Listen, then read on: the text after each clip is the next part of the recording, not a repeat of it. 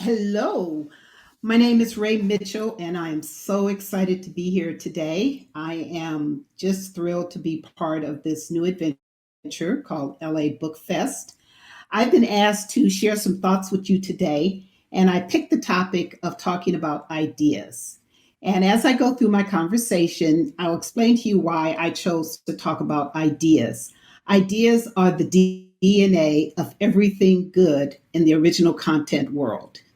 And so I wanted to start off with asking the question, is this talk for you? This talk is for you if you have an idea, want to have an idea, think you have an idea, or know somebody with an idea. So I think that about covers it. And what makes an idea a special part for our conversation today? It's because everything starts with a good idea. A good idea is something that's that thing that's harboring in your mind. It doesn't matter how big or how small. It's a fire in your belly. It's an annoying thought that just won't go away. It's something sometimes that you can't even quite identify. And but it's one that wants to give birth. It's an idea, it's a thought that wants to get out. As you saw in my introduction, we met Bunny. And Bunny is my dust bunny friend that's become a part of my creative reality. And Bunny is a symbol of wanting to get out and that yearning to be free. The soundtrack on my Bunny movie is the soundtrack from the Land Rover commercial called A Dog's Dream. And of course, mine, being a parody, is called A Bunny's Dream. But I really wanted you to step back and ask yourself, have you ever had something that just is on your mind relentlessly? It makes you stay awake every night. It makes you want to chatter about it. That is an idea. And I really want to hone in on how important it is because, as a great poet, Victor Hugo once said, there is nothing more powerful than an idea whose time has come. So, what am I going to do with my time with you today? I'm going to talk to you a little bit about what I do, why I do it, and why it may be helpful for you. Then I want to talk about some really significant power moves that we can focus in on so that you can be genius and take your idea and produce it, protect it, and tell it to the masses. Now, I'm not going to get into the details because we don't have that much time. Because what you'll learn is when you have a great idea, you both want to nurture it, but you also want to be ready to go. So today, just think about this conversation as small bites, tapas, little a series of entrees, if you will, small plate entrees. So I'm gonna give you some small plates and small bites, and then there'll be some questions at the end, and I'll make myself available, and you'll always be able to find me online and schedule some time for another chat. I'm always free to give you a 10-minute conversation, and then we can go from there. So let's step back for a minute and think about why are we here? We're here at the inaugural LA Book Fest. And what's really special is I get to acknowledge the genius in Desiree and Black Chateau's work. And in fact, my company and my brand is called Bossology. It's all about being the boss, being good at what you do, having it together, being able to pivot with rapid fire precision and get it done right. And that's really what the LA Book Fest represents. So as I talk to you and share some time, I'm going to be using a lot of analogies. And in fact, you'll see that that's sort of my crutch. I use analogies, I use metaphors, just so I can illustrate the points from one, two, or three perspectives. And I like to tell stories. Surprise, I'm a writer too, but I'm a lawyer. Although I'm not really a lawyer, I'm more a writer. And so LA Book Fest, if you don't know the history, it's a phenomenal story. We all know that we got trapped inside with the COVID 19 and the coronavirus. It just put a dramatic stop to all the things that we thought we would be doing just around this time. It's a horrible human tragedy. There is no way to get around that. But out of every tragedy, it causes us to rethink what we think we know. And so when the LA Festival of Books got put on hold, and I believe now it's been canceled for the year, Desiree had many options. She could not do anything, or she could come and turn around and do something really fabulous. She had a little time, a lot of unknowns, but my speculation is she had an idea that leaped to the forefront and she got busy with it. She pulled together some experts, she pulled together some interested people. She put down people who maybe weren't that enthusiastic because, as you'll find out, when you have a great idea, not everybody gets it at that moment. But the ones that do are the ones that count. So I find that as a model of bossology, Desiree and the LA Book Fest is one damn good example of a boss move. Now, what makes a boss move? Let's use the LA Book Fest as the model. Number one, it's an idea that had to come to fruition fast. Some ideas can linger for years, harbor in your heart, stay in your mind, stay under the bed, like my dust bunny friend, or they can just come to you just like that. But the key is you never know when you're going to have a boss idea. And so you have to be ready to pivot. You just have to let it go and run with it. And sometimes you don't always know how it's going to turn up or turn out. And sometimes ideas have a little secret aspect to them. I think about, okay, true confessions. I don't eat Kentucky Fried Chicken, but I remember their commercials where they talked about the 7 herbs and spices that made up their secret recipe. And nobody eats Kentucky Fried Chicken. If you ask anybody, nobody in the world admits they eat it, but somehow they still exist. So when you think about an idea, think about what are your 7 herbs and spices that make your idea sort of secret and special. And when we talk a lot about bossology and the work that I do, I help you do 3 things that are important to the idea of ideas. One is you need to know how to produce your idea. You got to bring it out. You got to bring it to the surface. Number 2, we're always concerned about protecting our idea because ideas are gold. They are the currency of now. Everything that's happening in the original content world, from books to movies to streaming, they all turn on ideas. They don't have to be complicated ideas, but they do have to be compelling ideas. Stories are different from ideas. An idea is a basic component. And what makes a good idea, and we'll talk about that in a minute, but a good idea, I believe, has to have 3 things to be really boss. There are more, but let's stick with 3 for right now. Number 1, a good idea has to grab you emotionally.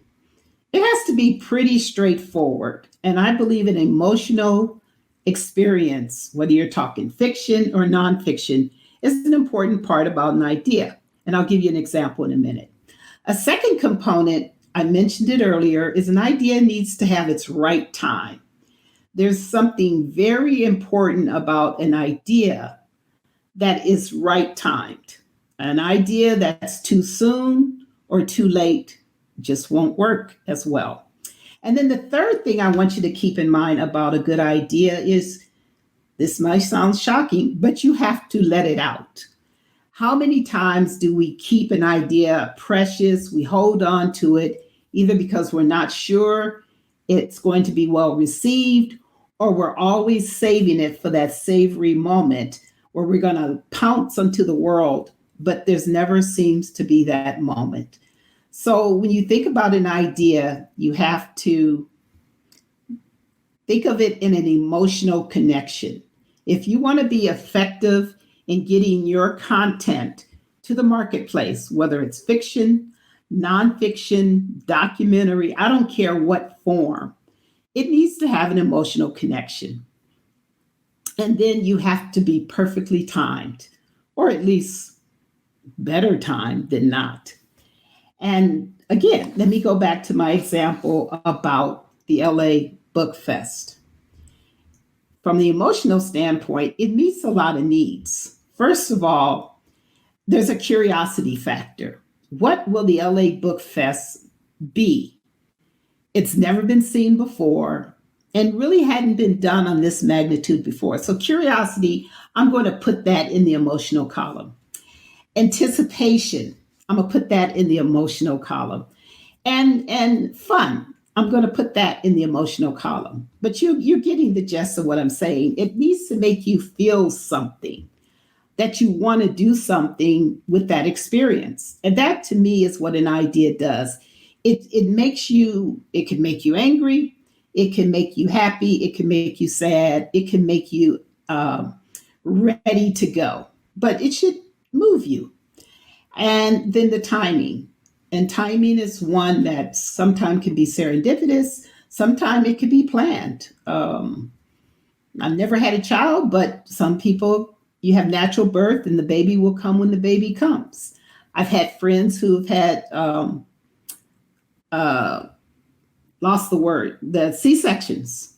And they're like, this is the best thing. I know at 12 noon, I'm going to deliver that baby, and that's a good thing. So everything works for everybody on different schedules.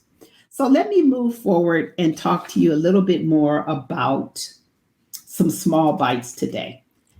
I'm going to go back and tell you. So, what is Bossology? Let me just tell you, it's a word that I invented and is basically why we're talking today. It's about mastering the art and science of Bossology, which is basically how do you be really good at what you want to do?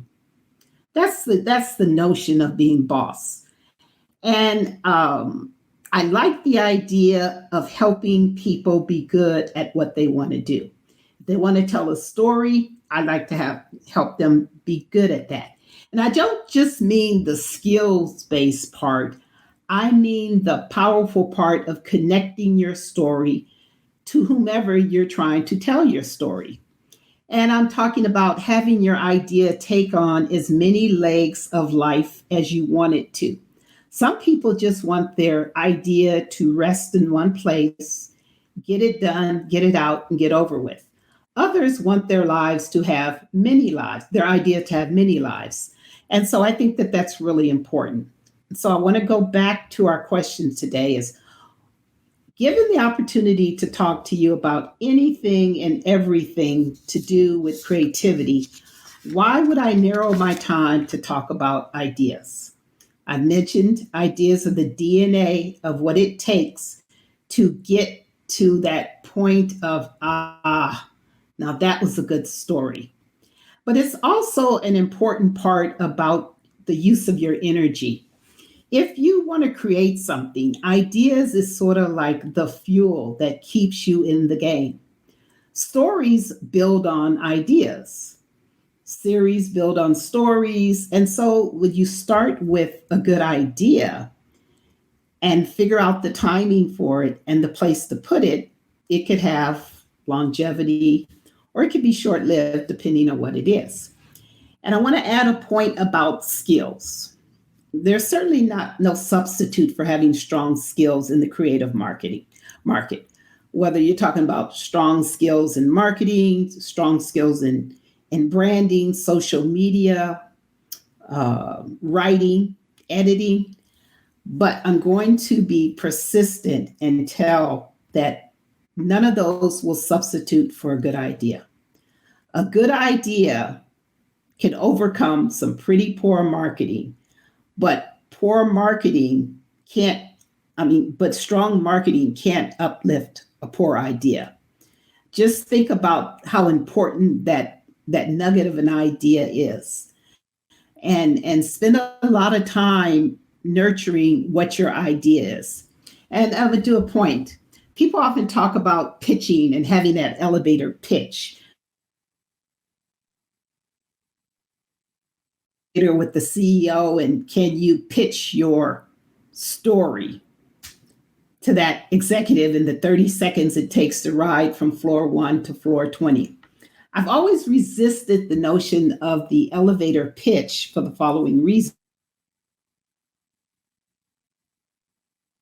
The CEO,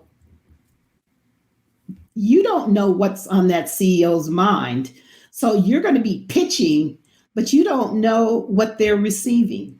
So when you think about your idea, think about something that can be so generic, no matter what she is thinking as she's riding up that elevator with you. If your idea is broad enough to keep their interest, but specific enough to sound unique, that'll get you that next conversation. As opposed to saying, well, my story is about killer vampire bats. And if they're in the market for a story about killer vampire bats, you're good. But if your idea is about justice and fairness and unexpected encounters with nature in the wild, then you have some room to go. So think about, how do you describe your idea? Do you describe it in a narrow sense, or do you describe it in a broad enough sense so that you have some room to fashion your story to that part of the idea that they're attracted to? Hope that made a little sense. And so I want to, for example, I want to give you an example. One of my clients, we're just releasing a product, her book, and it's called What Does It Profit? And her name is Gloria Blakely. Gloria is a semi-retired writer, and she's been a professional writer all of her career. And she said she's had this novel in her, and it's a political thriller. And Gloria's idea is about a woman whose husband is the president and he's murdered. And so she decides that because they're not going to investigate it, she will. But her story was really about the notion of justice, fair play, and basically searching for the truth. So as her story comes forward, What Does It Profit? It's very relevant to what we're experiencing right now, not just the political turmoil of this election year, but the notion of even the coronavirus, as you have these scientists racing across the world to find that vaccine, the solution, that notion of fairness so that we can all get back to what we used to think is normal, although it won't be normal again. So in the context of her book coming forward, even though it's a political thriller, it's also one that touches a very relevant subject of justice and fair play. And so I often think about, when I'm working and looking for content and working with clients to get their content ready for things like just Netflix or Prime Video or any of these platforms, or even producing their book, fiction or nonfiction, I often ask the question, what is the basic idea that you want to own as part of your storytelling? Is it fairness? Is it courage? Is it something that can relate to the masses, if you're reaching the masses? And is it something that you can define in a way that people can say, okay, I want to hear more about how you treat that idea. I had the pleasure once, and okay, I'm going to serendipitously name drop here because it was a great moment. I had the pleasure of meeting Chandra Rhimes on a multiple, lot of times, and we were at a women's event, and to be honest, we just happened to be sitting at the same table, and we struck up a conversation. And one of the things that was so remarkable about sitting there and talking to Chandra Rhimes is first of all, she's quite humble and just a normal person. Secondly, we talked about the notion of where do you get your ideas from? And she talked about ideas come from anywhere and everywhere. Every day you turn on the TV, you should be watching and absorbing, but you should have a notepad because the ideas are just flooding across the scene, across your screen. And you can find them anywhere. So ideas are everyday experiences. Think about Cujo. We all remember Stephen King's Cujo, the story about a St. Bernard dog that is bitten on the nose by a rabbit. I believe it was a rabbit squirrel or something that had rabies, and eventually the dog would rabbit.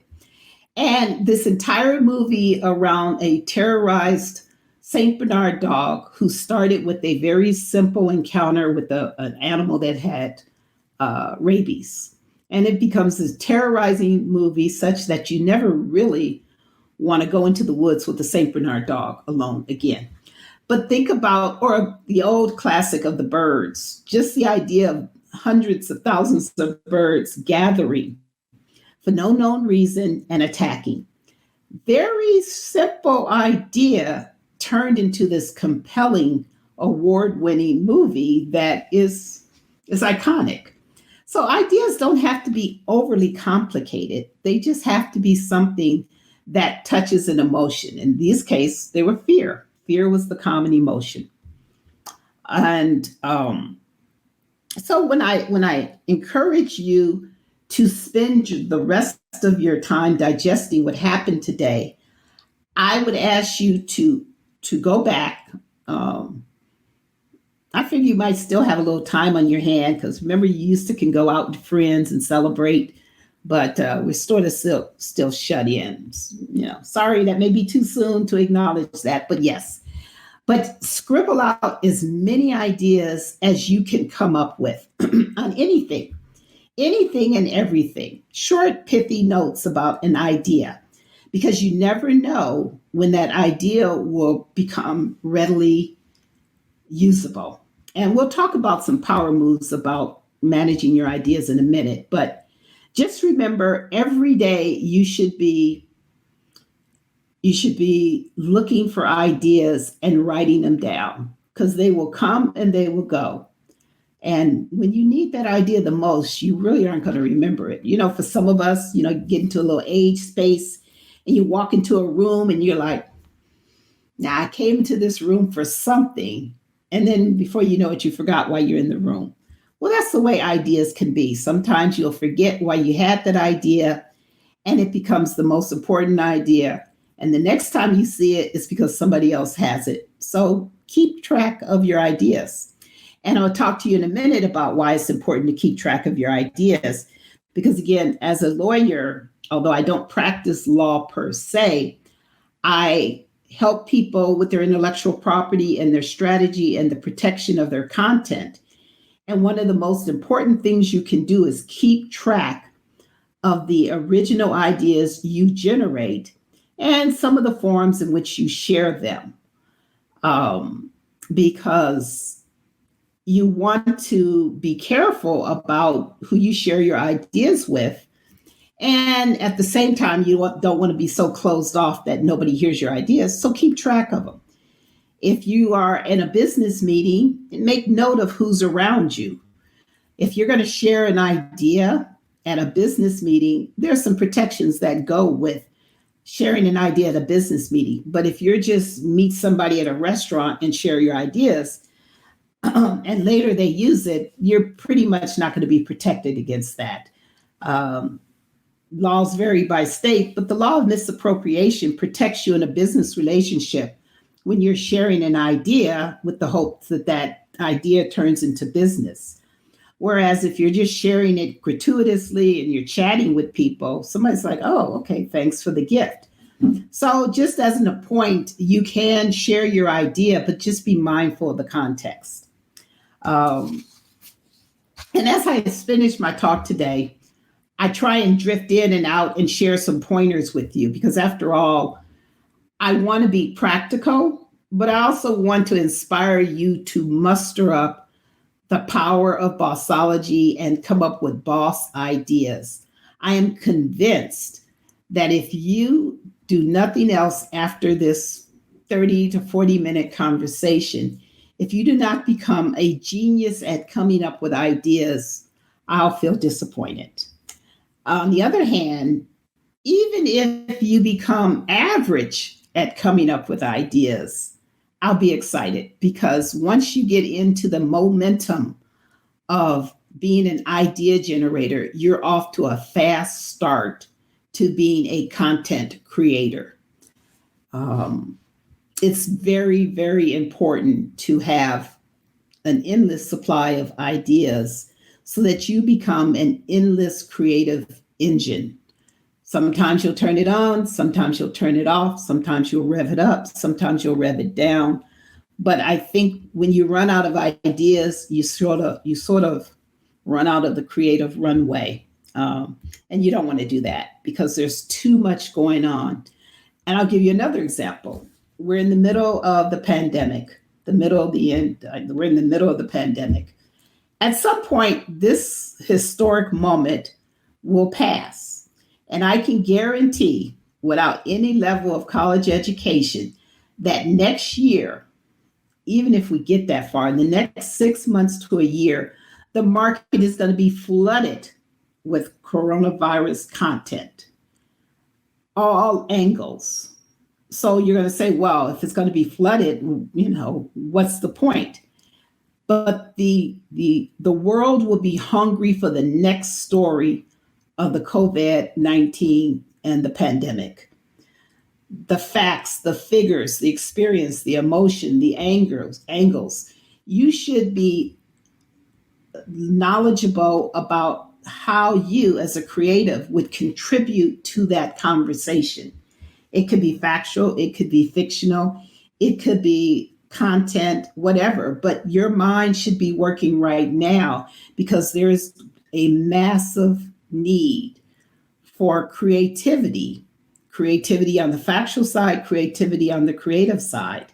So, right now, while you're in shutdown and navigating the shutdown of your money, you could also be navigating that creative energy so that you're looking at this from all angles about what the needs are.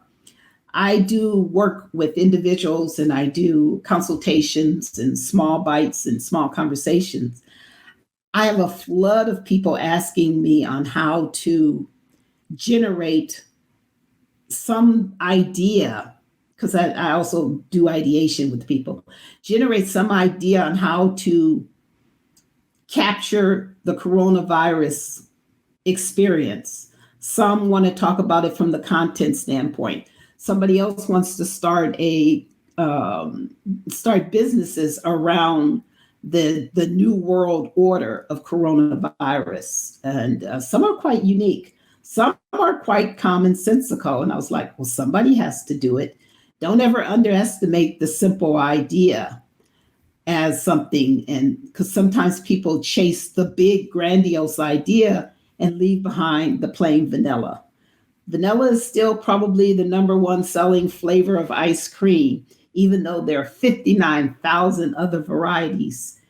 Um, so it doesn't have to be a complicated idea. It just needs to be an idea that's right timed and reaches the masses of that you want to reach.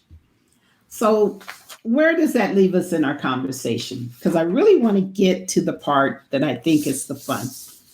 Um, and I want to tell you about five things that I want you to take away from this conversation about how to make power moves in the idea generation area.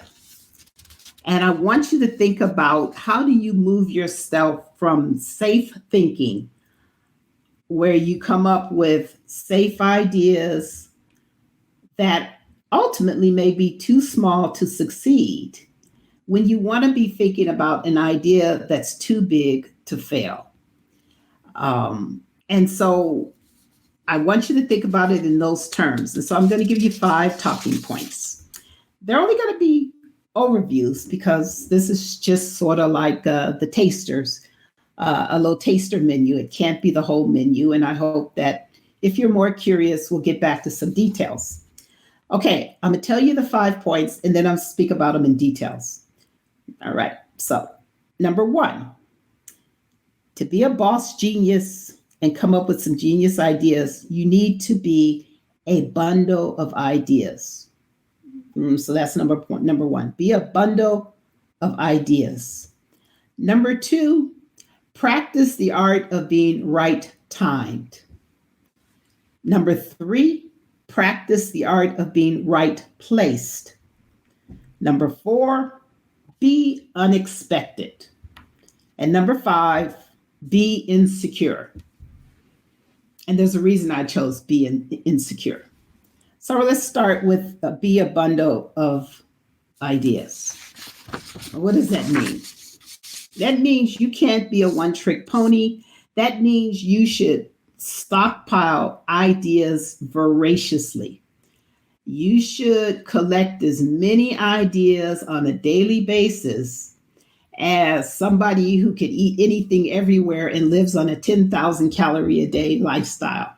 Wouldn't that be nice? You should collect ideas just to have them to noodle around later. You don't have to chase down every idea that you come up with, but figure out a way to stockpile and journal them. And actually, I'm working on a tool where you can inventory your ideas and sort them so that you're ever ready.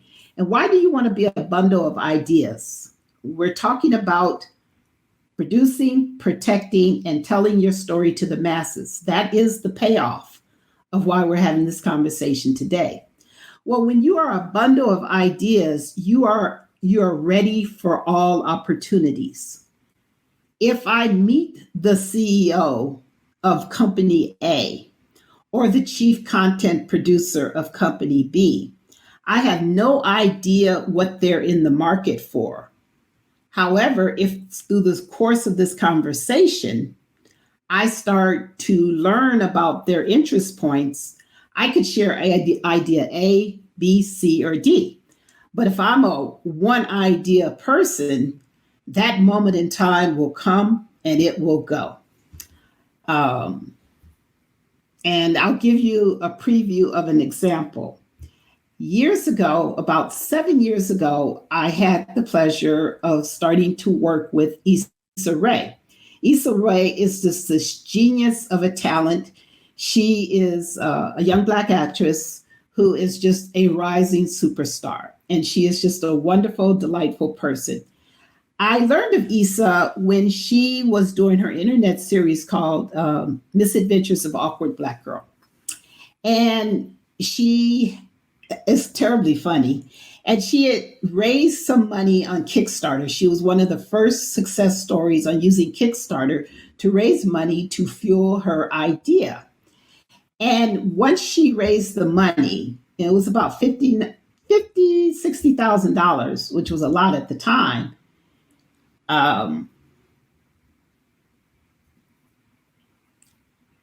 You can think about how she turned that idea into a success machine. First of all, after she raised the money, Issa then dropped a small little notation in a presser and HuffPost and blogged about the overwhelming success of having raised her money to keep Misadventures of Awkward Black Girl alive. So she got her story noticed. But once she got her story noticed, Issa then started to churn out these series of ideas, and she was ready on lots of different fronts. I became involved with Issa when I had her do some work with, I have a foundation working with young women and girls. And so I invited her to come speak, and she volunteered and she shared her time, she shared her energy. And from there, we got involved in some other different projects. But what was so amazing when you sit down and you speak to somebody like Chandra and you speak to somebody like Issa, and the list can go on, they're just full of ideas. But, but, being a bundle of ideas, they also had the discipline to pick and choose which idea would make sense when. So I want to encourage you to be a bundle of ideas, but I want you to manage that bundle with an air of strategic focus. You don't want to be running around the highways, shooting off one idea here, there, and everywhere. But you want to have a bundle of ideas that sort of represent a cohesion of some places. So, for example, I am skilled to talk about a couple of areas. So if I go to a function, a party, or an event, I sort of have in my mind which idea I might want to float. But if that idea doesn't work in that arena, I can pivot. And part of having a bundle of ideas is recognizing the ability to be authentic but pivot. Example A, I was at a book show and I was looking for content. I go to book shows, I'm an author, I participate, but I'm always looking for content. People who might have ideas that want to be elevated, turned into a book. I met this young lady and she had a topic about natural hair. And it was a very interesting topic to me, but her book was not that interesting. And so I started to ask her questions that were gearing toward the part of why that topic was interesting. There'd been some new laws passed, and I was saying, wow, there really needs to be a book in the market that examines the effect of that law and how it's a part of this bigger issue. And she was a lawyer, and so I might as well have said nothing because she kept giving me her rehearsed elevator speech. And I kept saying, well, okay, that's really interesting. I said, but have you thought about the idea from a different angle? Anyway, this exchange went round and round and round. And in the end, she heard nothing because she had one idea. She rehearsed that idea. She was going to tell me that idea. And she totally missed the point that I was looking for other ideas that were in the area that she seemed to have an expertise, but she was not hearing it. So the lesson that I took from that is be careful about being so focused on your elevator speech or pitching your one idea that an opportunity walks away from you because you didn't have other ideas. And the second part about being a bundle of ideas is you got to test them. You have to, if somebody is looking at you and they're not picking up what you're putting down, say like, oh, maybe I have a different idea. And you never know, or a related take on it. So being a bundle of ideas gives you flexibility. It gives you ability to pivot, and it gives you an ability to attract a wider audience. The caveat is have discipline so that you don't sound like you are just running amok, untethered to anything. You do still need discipline in having ideas.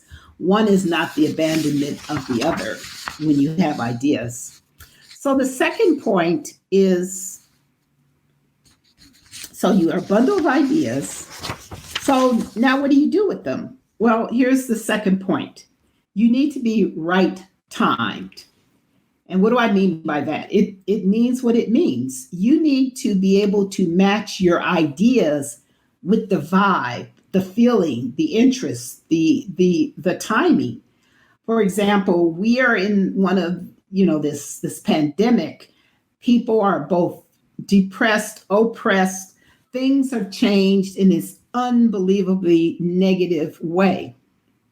On the one hand, you can steer into that and deliver more content and facts and information. Or you can look ahead and say, there will be a time where we'll need more uplifting things or a different take on it. So, right timing makes a difference. Again, I'm going to go back to my Chandra analogy and conversation. When she launched Scandal, it came about just at the beginning of the Obama era. And the vibe in the country, for some, not all, was uplifting. It was feeling good. The campaign of hope. People felt this something new had happened. It wasn't, we had experienced a change. It was a historical change, the first Black president. So there was this air of lightness that was starting to come about, even though the economic part of the economy, the world was, we entered the Great Depression and recession, rather. She wrote Scandal because people could tolerate the yin and the yang. On the one hand, the real world had this hope growing with this new administration and this newfound chance for change. So Scandal was right place because it had scandal. Flip the script. We're living in an era of scandal. Every day there's some scandal that's coming forth out of Washington, wherever your political bent is, it doesn't matter, every single day. So if you want to be right timed, yes, there was a rush of these political thrillers, which are good and political commentary, but at a certain point, people are exhausted. So if you have something that is the antithesis of all this chaos and disruption, you might want to find something that's right time to take the edge off of that. Just as well, you might have something that will fit right into that. You just have to be able to look at the timing of your idea and figure it out and have that as part of your pitch. Because one of the questions that will always come forward, whether you're pitching a book, some streaming media, movie, is like, well, why now? Why this idea now? Because some ideas are great ideas, but they're not ripe yet. It's not just right for that, or it's too late for that. For example, when the wellness train took off years ago, and you came out with the fitness and the wellness and that concept, you were right timed. Now, the whole idea is saturated, just saturated. If you say wellness, people roll their eyes. So if you had a wellness platform, you might have missed that window, and you might want to re-engineer that idea to be in the next part of where the journey is. On the flip side, hold on to that idea, because we know history tells us things cycle back. I mean, I thought we got rid of the fashions from the 70s, and yet here they are again. So don't toss the idea, just park it, because it will be back.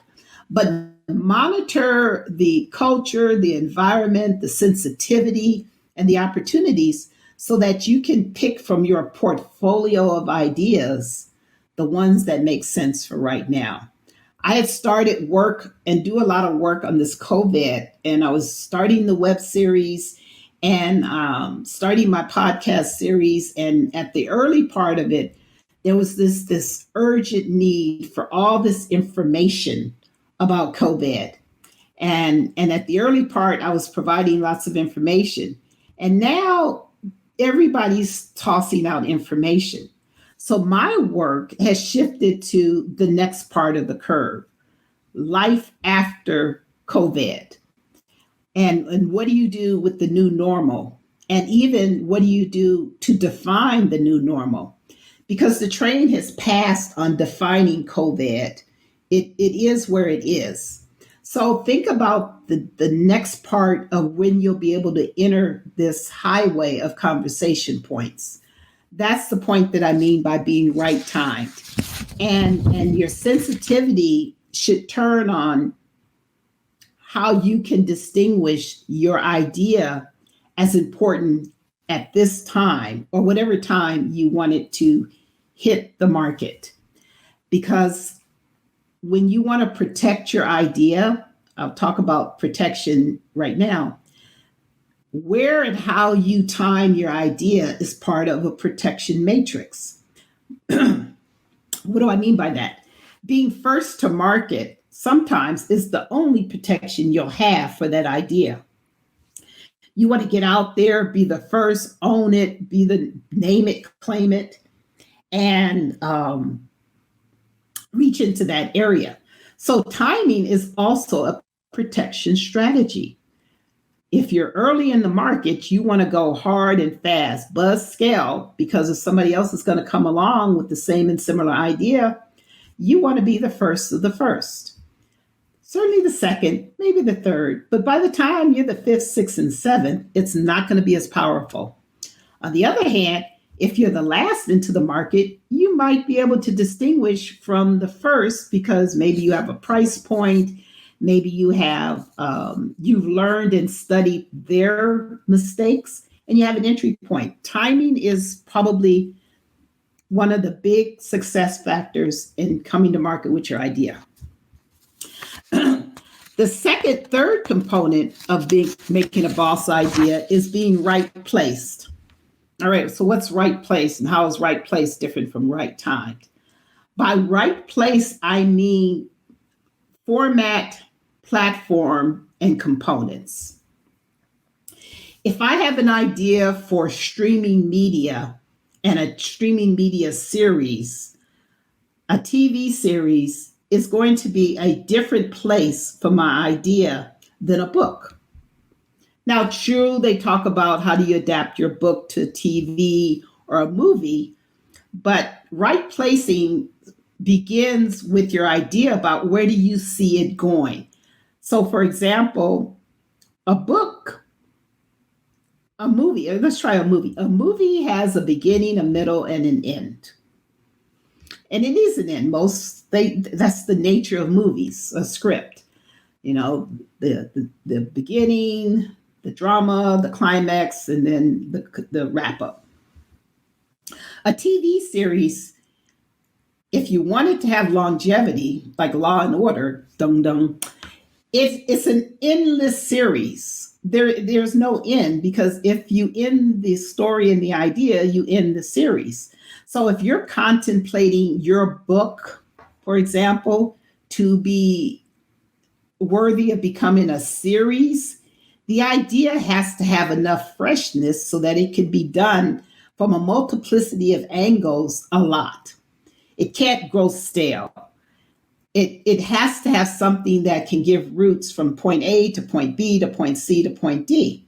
So if you write something and you have an idea that you want it to flourish in different platforms, part of protecting your idea is building in matrices so that it can grow, so that you do not become the one hit wonder, you do not become the single hit. You want to have the ability to take your idea to multiple platforms. And you can build that in, just keeping it in mind. So again, being right place means deciding where you enter your idea into the masses. Is it a book? Is it a book first and then a streaming? Is it streaming and then a book? Issa started with her internet series and she took off like lightning, and then she did her book, and her book was a bestseller. And then from the book, she now stars in multiple movies, and that fuels her writing on the Insecure series. She's in season 4 on HBO.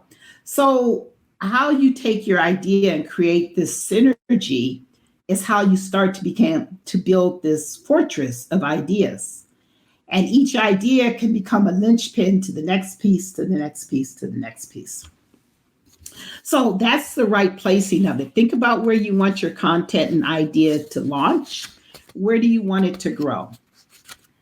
And so the fourth one is to be unexpected. Excuse me. What do I mean by being unexpected? It means what it means. So many times we get into this habit of writing ideas based on reading stuff. We've read everything, we've gone to all the courses, the workshops, the writing conferences, and there are tons of professionals like me, like others, with lists of best practices. And for those who are entering the area or even in it, they follow the best practices. And on the one hand, that's good. On the other hand, be careful that it doesn't yield you to a uniformity of style and thinking and endeavors, because then it's not unexpected.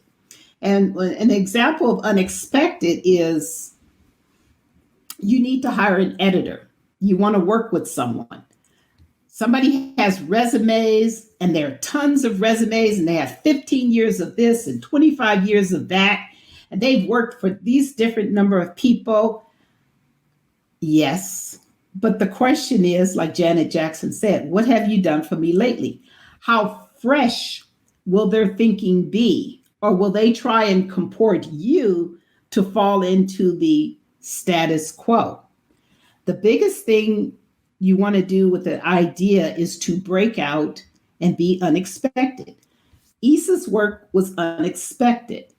The book fest, Desiree and Black Chateau's work is unexpected because we're now we moved from the massive LA Festival of Books to an internet virtual experience.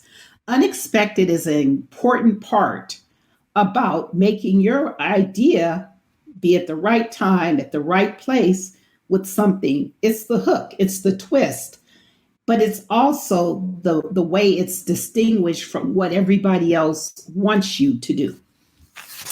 So I'm gonna get to this last point, and this is the one about being insecure. Issa's TV show, highly successful, season 4 on HBO, is called Insecure. Issa's work started also with her web series, Misadventures of Awkward Black Girl, where she talked about what it's really like to be an awkward Black girl. And just the things, the uncertainties of coming of age and all these other things. But when you extrapolate that to the idea platform, being insecure gives you a whole other way to look at your ideas and your work.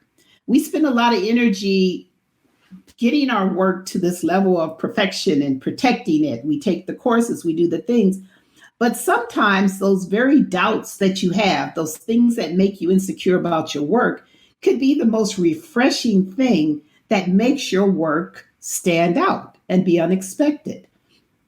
It's the it's the it's the Kate Spade story, bless her heart and rest in peace. The story behind Kate Spade, who had her name on the outside of the bag, when historically all designers, you would have your name on the inside tag. Well, when Kate Spade was trying to make a fashion show in her early days, they were running late and they didn't get the tags on the inside. So the best that they were able to do was to glue it on the outside. Well, that small gesture of just like what seemed to have been a mistake, because everybody else, you have the tags on the inside, became an industry changer where everybody wanted to put the name tags on the outside. So think about those things that seemingly are flaws or imperfections can be nurtured into a winning moment. I think it also takes a lot of pressure off of being a genius. If you say, like, my genius may be that I'm seriously flawed, because we actually are all seriously flawed. So think about your insecurities as just sources of ideas. I deal with my dust bunny thing. I'm meticulous about my household, but I just don't deal very well with getting under the bed and dealing with the dust that's under there. And so my opening video, which was about the bunnies who hide under the bed away from me, and they wanted to be free. In our video, the bunny's dream was they just wanted to get out from the corners, and they wanted to be free. And so I often say to people, I said, you could be a genius or you could be a bunny and just be free. And sometimes when you take your insecurities, embrace them, turn them into stories, and turn them into ideas that generate the right time and the right place. Because at the right time and the right place, somebody may be feeling the same level of insecurity. So, so what does all this mean in the course of having spent this fabulous day?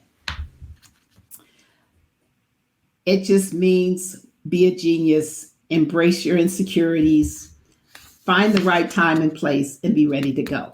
So I talked and talked and talked. So I'm going to run through some really fast questions, but I also will be available at the after party. And then I will also make sure that you have my contact information so that you can pitch me some emails with some questions. So I'm going to use my 5 minutes or so left, and I am going to answer 5 questions real fast, because this will be real fast. Like, here's number 1. People say, well, how do I protect my ideas? We live in a world where everybody's trying to protect their ideas. One way of the statutory ways, trademark, copyright, non-disclosure agreements, those are technical ways. But I want to encourage you, protect your idea by keeping an intellectual property journal. Make note of your ideas. When did you create it? Who did you discuss it with? If there ever came to be a conflict between you coming forth with your idea and you thinking somebody else had it, when you have notes surrounding around your idea and when you created it, that's very compelling.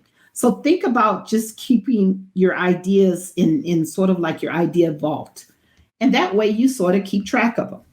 A second question I get is about, like an example, somebody says, well, can I mail a copy of my screenplay to me and then the postmark on the envelope will show proof of when I created it? Yeah, but the truth of the matter is nobody knows what was in the envelope that you mailed to yourself. So if you really, really want to be circumspect about protecting your intellectual property, your ideas and your creations, think about finding somebody you trust and escrowing your work with them. What do I mean by escrow? Well, you deposit copies of something, and then that way you have a record of who got it, and they become a live witness as opposed to a postmark. And if there aren't services out there, contact me and we'll figure out ways to create those. But the point is, the more records you have of where your ideas have been and to whom you shared them, that's more protection than a lot of these other elements out there. And of course, you have the statutory protections, copyright and trademark, and those other elements. And I have room for one more question. How do I both tell my story and protect it? Now, that's going to take us a while. But here's the thing. When you're sharing your idea, share just enough to get the interest, but save the hook. Save the twist so that if somebody took the idea, they still can't do what you do because you are the genius behind your own ideas. So what I suggest that you do are 2 things. Be a genius and be a bunny. Break free with your ideas, have heck of fun, and you'll find that there is huge, huge opportunity in the content world, but you got to come with the good idea. Ciao. Thank you. Hope you had a good time. Ping me with questions. I'm more than willing to give you 5 minutes of my time, maybe more. Enjoy. Thank you so much for listening. Have a great day. Be bunny.